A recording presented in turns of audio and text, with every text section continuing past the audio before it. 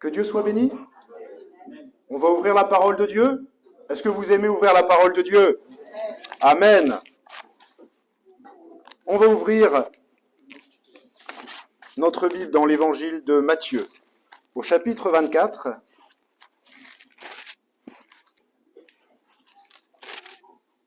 À partir du verset 36e. Pour ce qui est du jour et de l'heure, personne ne le sait, ni les anges des cieux, mais le Père seul.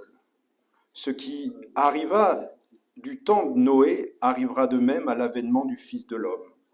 Car dans les jours qui précédèrent le déluge, les hommes mangeaient et buvaient, se mariaient et marièrent leurs enfants jusqu'au jour où Noé entra dans l'arche, et ils ne se doutèrent de rien, jusqu'à ce que le déluge vînt et les emporta tous. Il en sera de même à l'avènement du Fils de l'homme. On va ouvrir également l'Épître aux Hébreux, chapitre 11e, verset 7e.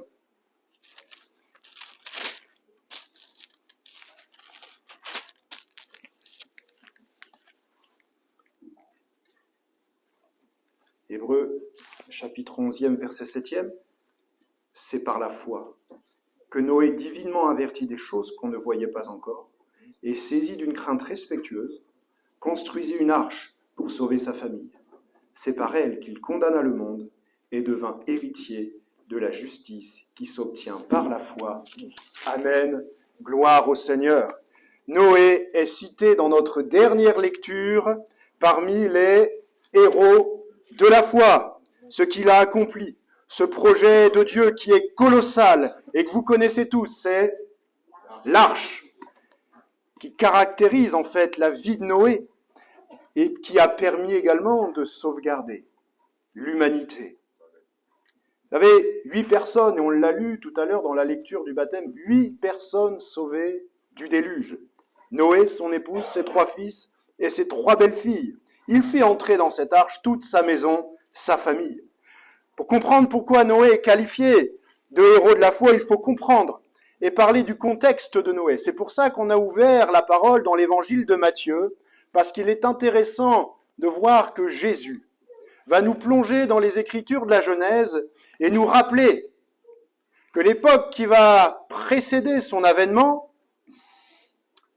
va être semblable au cœur de l'époque des hommes et des femmes qui vivaient du temps de Noé. Jésus va révéler l'état spirituel du monde. Il va révéler l'intérieur du cœur de l'être humain lorsqu'il reviendra sur cette terre, lors de son avènement comprenant l'enlèvement de l'Église, mais également le jour où il reviendra poser ses pieds sur cette terre et juger les nations.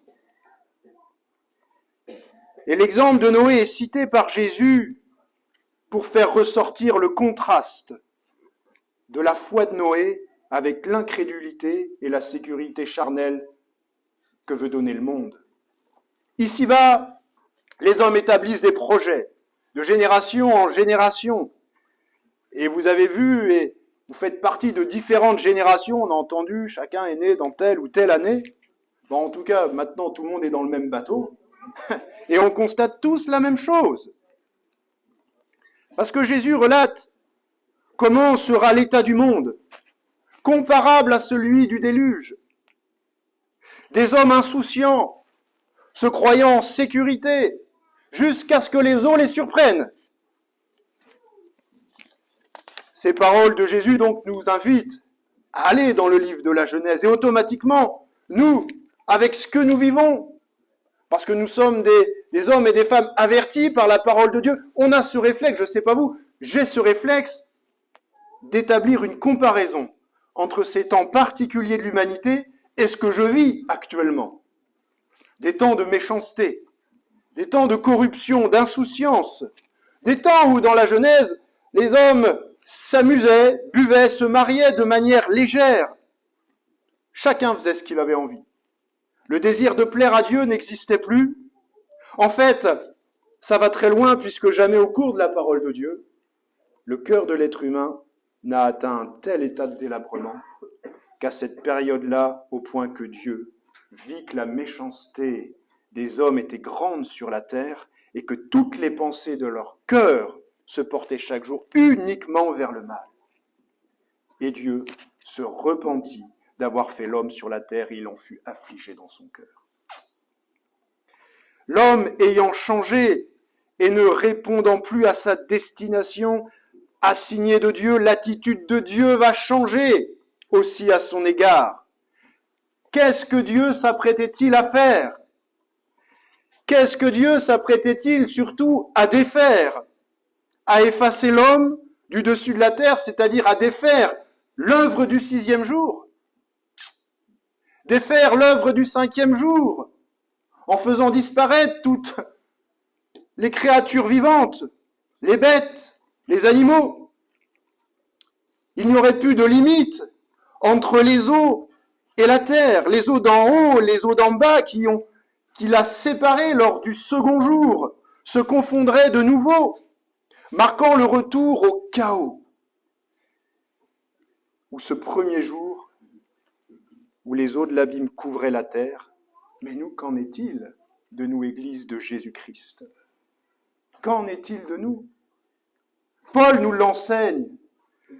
Nous ne sommes pas destinés à la colère à venir, si notre cœur est en Jésus, mais à l'acquisition du salut par notre Seigneur. Alléluia. Et quand l'Église sera enlevée, nous irons à la rencontre du Seigneur dans les nuées. Alléluia.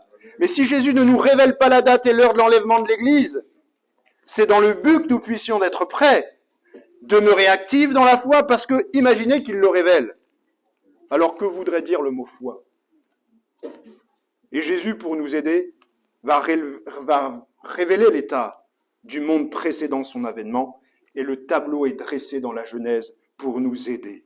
Dans ces temps comparables à ceux de Noé, ma question, c'est si Jésus compare ces temps à ceux de Noé, est-ce que Dieu, dans ces temps actuels, va encore susciter des héros de la foi tels que Noé? Et c'est ça ma proposition ce matin. Des héros de la foi, ce que Dieu nous appelle à être dans notre génération. Des héros de la foi au milieu d'une génération où justement la foi du plus grand nombre est en train de se refroidir. Et la Bible nous montre, nous laisse un exemple de vie au travers de Noé qui a réussi à surmonter ces temps-là. Surmonterons-nous ces temps-là? Noé est lui-même un type de Christ. Un homme qui a surmonté ces temps-là uniquement, seulement par une foi inébranlable. C'est un homme, une femme comme vous et moi.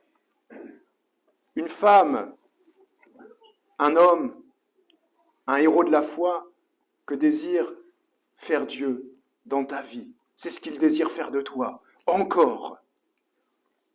Noé trouva grâce aux yeux de l'Éternel. Et ce matin, Dieu t'invite à être cet homme, cette femme, dans le monde actuel où tu te trouves, à pouvoir encore trouver grâce aux yeux de l'Éternel, un homme qui par son attitude de cœur a sauvé son âme, sa vie et celle de toute sa famille. On n'est pas et on ne devient pas un héros de la foi comme ça par hasard. On ne se proclame pas héros de la foi, c'est la parole de Dieu qui nous dresse le portrait de Noé. Et à la fin de sa vie, sur le bilan de sa vie, d'ailleurs ça commence en fait par cela, est un héros de la foi, par ses actions. Mais comment devient-on un héros de la foi? Comment Dieu nous encourage à devenir un héros de la foi? Ce n'est pas par hasard. Il y a des conditions, des éléments fondamentaux qui doivent être en fait établis à l'intérieur de notre cœur. Et puis il n'y a pas d'âge pour être un héros de la foi. Pas parce qu'on se rappelle qu'à ce moment-là, Noé a plus de 600 ans. Et puis qu'il va mourir à 950 ans. Et que très probablement, il a construit l'arche entre sa 500e année et sa 600e année. Ça nous laisse de la marge.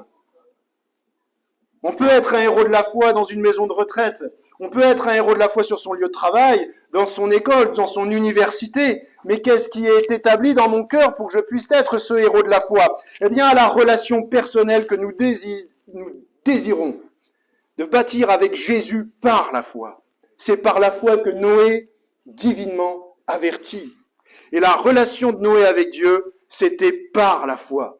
Une relation personnelle faite de révélation de la part de Dieu, de manière intime. Et on a vu la semaine dernière qu'il était indispensable à notre foi et dans notre intimité avec Dieu d'avoir non pas seulement la connaissance, mais la révélation de sa parole, la révélation de ce quand Dieu nous parle de manière secrète et intime, ce qu'il dévoile dans notre vie. Et ce que Dieu va révéler à Noé est exceptionnel. Son ordonnance, son jugement, mais également un plan de sauvetage. Parce qu'on voit, c'est vrai, toute l'humanité disparaître au travers des eaux, mais Dieu, ce jour-là, a délivré un plan de sauvetage. Et moi, je crois que Jésus veut encore faire connaître son plan de sauvetage dans votre cœur. Notre défi permanent, et ça a été le défi permanent dans la vie de Noé, c'était réussir à bâtir une relation personnelle avec Dieu au milieu d'une génération perverse qui risquait de l'influencer. En fait, Noé était précurseur des jeunes puisqu'il a fait face aux influenceurs de son temps. Et on voit le dégât des influenceurs, on les appelle les influenceurs du web, mais il n'y a pas que ça. Mais l'influence du monde, et je me souviens très bien à un moment d'évangélisation qu'on avait sur le campus, on était quelques jeunes, et on avait décidé d'inaugurer l'évangélisation sur le campus le jour de leur journée d'intégration. Et ces journées d'intégration sur le campus sont des journées ténébreuses. Alors ils avaient planté une tente qui était de couleur noire, rouge, il y avait de la musique ténébreuse qui se jouait à l'intérieur, et on entendait des choses vraiment qui étaient pas terribles. Et nous, on allait décider avec les frères et sœurs d'aller distribuer des évangiles autour de cette tente. Oui, on avait prié, on avait jeûné avant. Et dès lors qu'on s'est mis autour de la tente, on s'est fait encercler par toutes les associations. Et puis un jeune s'est approché de nous. Malheureusement, il nous a dit qu'il était fier de vivre dans le péché. Parce que c'est ce que la Bible dénonçait. Mais lui, on était fier. Et là, tout de suite, il s'est fait applaudir par les associations, par tout ce groupe de jeunes qui l'entouraient. Je voyais les jeunes à côté de moi, je dis, waouh, il nous faut ta grâce, Seigneur. Et on a continué à lui expliquer tout simplement en fait que Jésus l'aimait. Jésus l'aimait. Mais on a palpé l'indifférence, l'insouciance. Et comment cette influence, par une seule voix qui s'élevait, pouvait gagner les autres. Et on s'est rendu compte que sur les campus, là où ils étaient forts, c'est quand ils étaient en nombre, quand ils s'influençaient entre eux. Et je crois que ça a été le gros défi de Noé parce qu'il était seul face à faire à cette influence. Et puis, Jésus, on lui a expliqué que Jésus pouvait gagner son cœur, que l'important c'était d'avoir une relation intime avec Dieu, que ce n'était pas la religion. Et Jésus peut gagner n'importe quel cœur, même qui a vécu dans le passé diverses influences. Noé avait cette intimité profonde avec Dieu et en préfigurant ce qu'il est, Jésus va également nous montrer le modèle d'intimité avec Dieu. Et Noé connaissait Dieu en profondeur pour que véritablement Dieu lui révèle ce qu'il lui révèle. Et comprendre enfin que dans ma génération, dans ce monde d'influenceurs, et c'est un privilège d'avoir la connaissance de Dieu, d'avoir une relation avec Dieu. On l'a entendu, c'est un privilège de venir simplement à l'église. Vous savez, mais dans la parole de Dieu, il y en a qui l'ont oublié. En fait, Jésus, quand il explique la parabole du fils prodigue, elle illustre parfaitement cette idée de deux frères qui n'ont pas pris conscience de la profondeur, de la relation, de la proximité qu'ils auraient pu avoir avec leur papa. Celle d'un fils qui, premièrement, connaissait son père, mais sans se rendre réellement compte du privilège de la relation qu'il jouissait en ayant sa part. Alors, en ayant sa part, il s'est laissé aller vers les influenceurs. Il a voulu goûter à autre chose, il a quitté sa maison, il a gaspillé sa part dans le monde. Il a vécu une vie de jouissance, mais le plaisir que procure le péché ne dure qu'un temps. Et il s'est rendu compte, jusqu'à envier ce que mangeaient les cochons. Et cette parole, elle est forte de Jésus quand on sait ce que représentent les porcs vis-à-vis du peuple juif. Et lorsque Jésus évoque cette situation, on imagine à quel point il insiste sur la déchéance d'un jeune qui a abandonné la relation qui le liait avec son père. Et jusqu'à ce que ce jeune se rende compte que sa déchéance, elle avait rompu un lien, et qu'enfin il se décide de revenir dans la maison et de se jeter dans les bras de son père. Mais il y a également le fils aîné, qui reproche au père l'inverse. « Ouais, il y a tant d'années que je te sers et j'ai jamais transgressé tes ordres, papa, mais tu ne m'as jamais donné un chevreau pour que je me réjouisse. » Et le père lui dira, « Mais mon enfant, tu es toujours avec moi, et tout ce que j'ai est à toi. Savoir jouir, savoir prendre conscience du privilège que l'on a, peut-être de naître dans un foyer chrétien, gloire à Dieu, de la présence de Dieu tous les jours de notre vie, même quand Dieu ne nous parle pas tous les jours, sans se rendre compte du privilège que l'on a également d'être dans le service de Dieu, alléluia. Alors ne nous endormons pas sur nos privilèges. Ne nous endormons pas sur nos privilèges. Être un héros de la foi dans votre génération et instrument de Dieu pour sauver les âmes, parce que c'est ce qu'il en était de Noé. Il sauva sa famille. Grâce également à mon attitude à l'égard du Seigneur. Noé est saisi d'une crainte respectueuse. Noé est averti et Noé est littéralement saisi. Alors, ici, le fait que Noé soit saisi traduit véritablement l'œuvre du Saint-Esprit dans son cœur. Et le Saint-Esprit avait déposé en lui le désir d'agir avec précaution, avec circonspection, prendre garde à ce que Dieu lui disait. Il révérait son Dieu, se tenant de manière continuelle dans la crainte de Dieu. Et le Saint-Esprit doit nous amener à être saisis de crainte. Ce qui est important, c'est que l'œuvre du Saint-Esprit opérait en lui une attitude qui tranchait avec cette génération d'influenceurs. Et la crainte de Noé devait émerger au milieu de toute cette insouciance. Par quoi es-tu saisi aujourd'hui ? Par quelque chose qui t'amènerait à avoir l'amour du monde ou la crainte de Dieu ? Y a-t-il une lutte qui s'opère dans un cœur, une opposition peut-être entre, cette attirance et puis il y a Dieu. Il y a Dieu. À qui désirons-nous véritablement plaire ? À qui cherchons-nous véritablement plaire ? Noé, seul, avait tous ses risques d'être influencé, mais lui saisi d'une crainte respectueuse. Et vous savez, cette crainte l'a gardé, cette crainte l'a maintenue. Et la réussite de Noé, c'est de ne pas s'être laissé souiller sur le moment. Ensuite, la construction même, quand on voit l'œuvre de l'arche, les détails, les mesures, cette œuvre colossale, dont on ne sait vraiment pas approximativement le temps qu'il a mis pour le faire. On imagine que c'est très certainement entre sa période des 500 ans et ses 600 ans de son âge. Mais on imagine que la difficulté du service également l'a gardé. Parfois on trouve notre service difficile pour le Seigneur. Mais Noé, ça l'a gardé. Il devait être tellement attentif aux mesures de Dieu.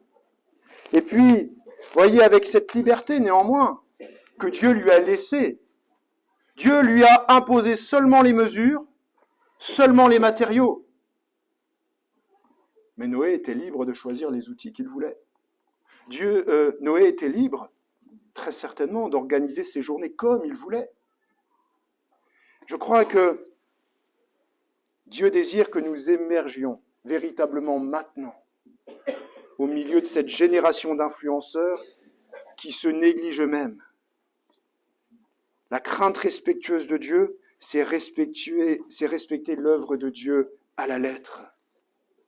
Et je crois que Noé a poursuivi sans cesse aussi cette œuvre de l'arche jusqu'à ce qu'elle soit achevée. Le matin, quand il se levait, oui, il pensait à l'arche, mais le fait de penser à son service de Dieu, de penser à l'arche, le faisait également avoir du souci et penser pour sa famille. Donc Noé n'était pas quelqu'un de détaché de sa famille, puisque la sauvegarde, le salut de sa famille dépendait en fait de son service. Chaque matin, qu'est-ce qui nous anime encore ? Chaque matin, qu'est-ce qui t'anime ? On sait que la sagesse des hommes, elle est folie aux yeux de Dieu. Et c'est vrai que le projet de l'arche de Dieu, quand on le voit comme ça, il nous paraît fou. Il nous paraît fou. Mais si nous sommes saisis de la véritable crainte de Dieu, n'ayons pas peur d'entrer dans ce que j'appelle la folie de Dieu. Dans la folie de Dieu. Alors nos choix de vie, nos paroles, nos actes seront complètement différents de ce qui peut se faire autour de nous. Et votre vie peut encore changer ce matin si nous décidons tout à nouveau de plaire à Dieu. Oui, on peut se demander c'était quoi la relation entre le Saint-Esprit et Noé. Mais le Saint-Esprit était à l'œuvre.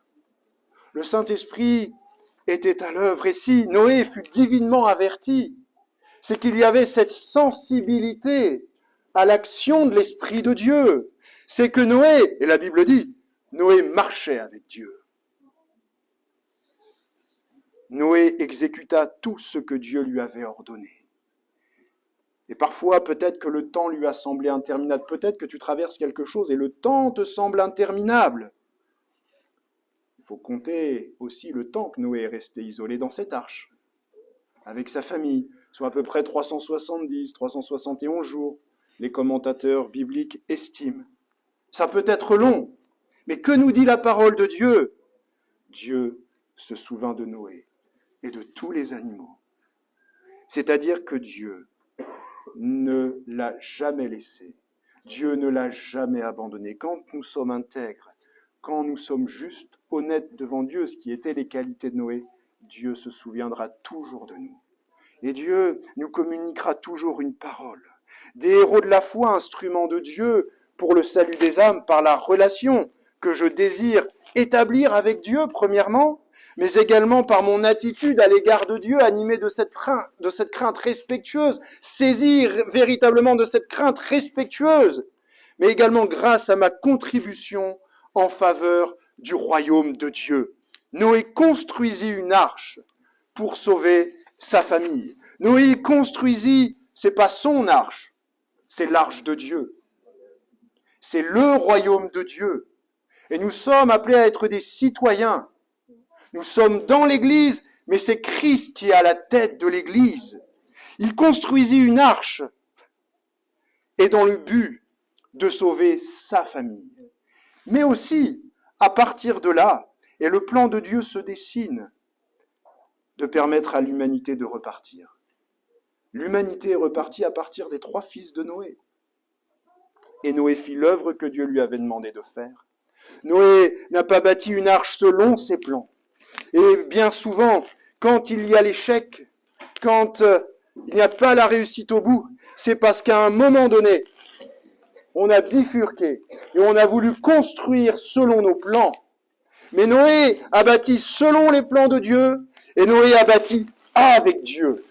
Pour avoir toute la révélation des mesures exactes, de la matière exacte qu'il devait employer pour pouvoir achever cette arche. Je crois que si nous bâtissons à la lettre, c'est-à-dire si nous bâtissons conformément à la parole de Dieu, et véritablement à ce que quand Dieu nous communique une pensée dans notre cœur, nous ne nous en écartions pas, alors la réussite sera toujours au bout.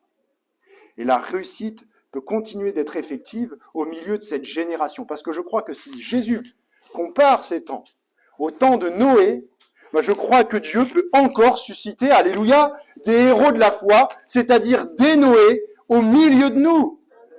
Qu'il y ait des Noé au milieu de nous. On ne vivra pas 600, 950 ans, puisque avant le récit de Noé, on voit que Dieu a fixé l'espérance de vie à 120 ans. Et c'est ce que vivront les hommes après. Mais l'échec arrive quand on ne bâtit pas pour Dieu.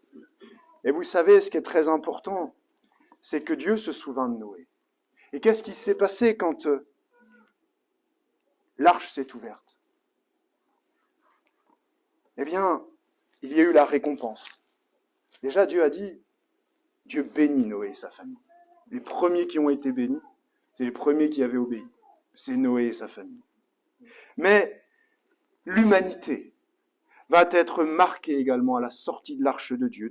Dieu va établir une alliance particulière entre l'homme et tous les êtres vivants par un arc qu'il plaça dans le ciel. Et la présence de l'arc parmi les nuages va constituer le message de Dieu pour l'humanité.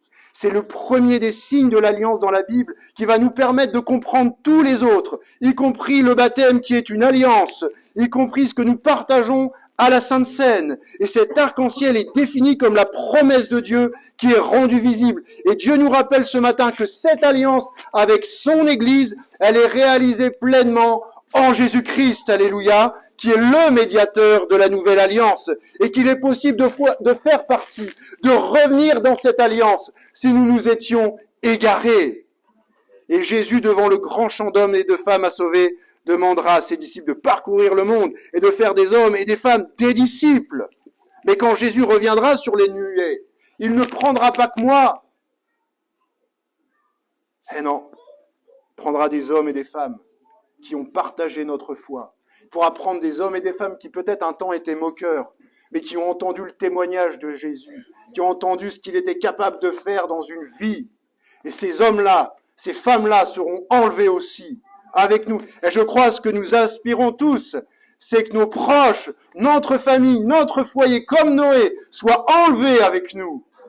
Et pour ça, il faut des héros de la foi dans des familles. Moi, je dis, Noé, c'était une bénédiction dans un foyer. Et s'il y a un héros de la foi qui se lève ce matin, une ou plusieurs, vous êtes des bénédictions dans vos foyers. Pourquoi? Parce que vous gardez une intimité avec Dieu, parce que votre foyer en a besoin. Pourquoi? Parce qu'avoir un homme, une femme de prière dans un foyer, c'est une bénédiction, alléluia. En fait, là où les choses se sont gâtées, parce que Noé n'est pas parfait, c'est quand il ne fut plus question de construction d'arche. C'est quand en fait il ne fut plus question de bâtir pour le Seigneur. On voit que Noé, dans le chapitre 9e, commença à cultiver la terre et planta la vigne. Et il but du vin, il s'enivra et se découvrit au milieu de sa tente. Attaché à l'œuvre de Dieu, on voit que Noé ne s'était jamais égaré. Il ne s'était jamais laissé influencer. Mais là, attaché à une œuvre terrestre, cultiver la terre, ce qui est normal, il fallait quand même qu'il mange. Mais la vigilance de Noé ne fut plus du tout la même. Et il s'enivra. Et la conséquence de son péché fut sa nudité. Et les moqueurs étaient toujours là. Puisque le premier qui s'est joué de ça, qui a ri de ça en quelque sorte, c'est son fils, Cham, qui s'en est empressé sans aider son père à le rapporter à ses autres frères. Mais heureusement que ce jour-là, heureusement qu'il y avait ses deux autres fils. Et lorsqu'ils l'apprirent, ils recouvrirent leur père avec délicatesse, avec son manteau. Noé, le papa a eu une erreur de parcours. Mais ses deux fils étaient là. Et je crois qu'aussi ces deux fils, la Bible ne nous le dit pas, se sont rappelés de ce que son père avait fait pour sa famille. Les parents parfaits n'existent pas. Les enfants parfaits, ça n'existe pas. Mais je crois que Jésus demeure sensible à nos familles, aux couples, aux enfants, à nos manquements. Et vous savez, le manteau qu'il nous donne, qu'il nous recouvre, est un autre manteau. C'est un manteau nouveau, c'est un vêtement nouveau dont il désire nous couvrir encore ce matin. Les moqueurs, les rapporteurs étaient présents à Golgotha. On s'est moqué de Jésus. On l'a emmené au prétoire, on l'emmène, c'est-à-dire dans la cour du palais, là où on rendait le jugement. Et dans cette cour, on le recouvre de quoi? D'un manteau écarlate. Ce même manteau dont on recouvrait les rois, mais on le fait par dérision. Alors on va rajouter la couronne d'épines par dérision. Et Jésus est conduit comme ça à la croix. Là, on lui enlève son manteau. On lui met ses vêtements et on le crucifie. Et pendant le supplice, on se repartage ses vêtements. Et là, Jésus, il est tout seul. Il est dévêtu. Et les moqueries ont continué jusqu'à 3h de l'après-midi. Et il n'y a personne pour recouvrir Jésus. Il pousse un cri. Il rend l'esprit. Et ça, c'est le dépouillement total de notre Seigneur.